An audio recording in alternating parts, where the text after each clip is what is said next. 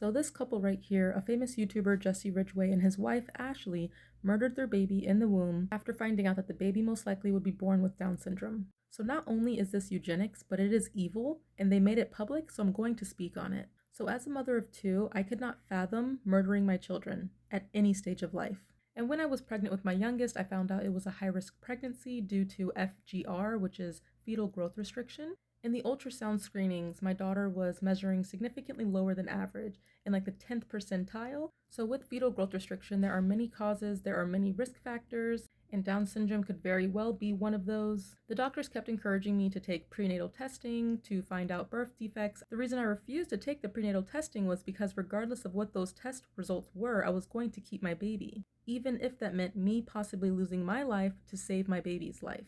Also, those prenatal testings, sometimes they're completely wrong. My daughter was born perfectly fine, perfectly healthy, no defects, but again, even if she had Down syndrome, I would have kept her. My daughter is now 3 years old, completely healthy. Other than being induced a month earlier than anticipated, there were no complications. It was a natural birth. She was underweight for the first few months, but she's 3 years old. She's kicking, she's running, she's fine. And it is incredibly heartbreaking that people will pick and choose saying this life is valuable, this one is not. Here's a quick clip of Frank Stevens, an amazing Down syndrome member of our society. I don't feel I should have to justify my existence.